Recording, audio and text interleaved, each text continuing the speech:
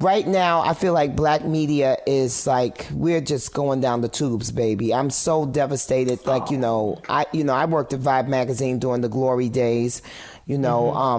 I've been featured many times in Essence magazine. I'm just looking at all of this happening. BET is no longer owned by black folks. It's Viacom.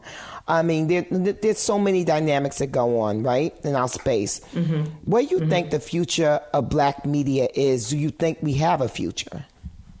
That is such a great question. I think the short answer is I believe that black media always has a future. There are so many black people who are creating their own incredible digital spaces, whether that be through podcasting or blogging, or even a lot of people have found really creative ways to use their Instagram feeds to be able to put out incredible content and have amazing conversations. I don't think that the black media is ever going to go away, but I do feel some, that same sadness about the loss of some of those huge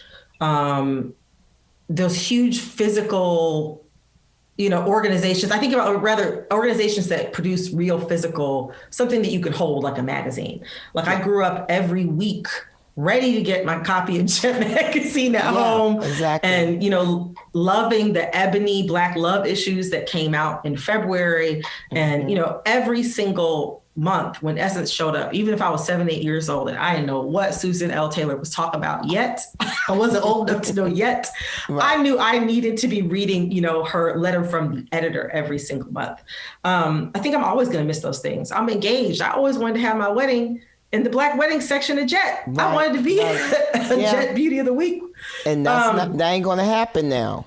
That's not going to happen. But there's still so many people who are finding ways to be creative. One example that I think of specifically is this website called The Gumbo. It is run by an incredible Black woman named Nadira, and they're doing hip hop coverage, like hip hop coverage that is centered around Black women and female identifying or people. And it makes such a difference in such a male dominated field to have that point of view. And like, they're not just doing coverage. She also makes these incredible t-shirts. I've worn one on the show. Hopefully the episode I think that I wore it on is coming out soon, but where she has these amazing illustrations of Black female rappers with some of their most, memorable quotes on them. She's got, Foxy Brown and Lil' Kim and Queen Latifah. There are so many young Black people who are doing things that are incredible.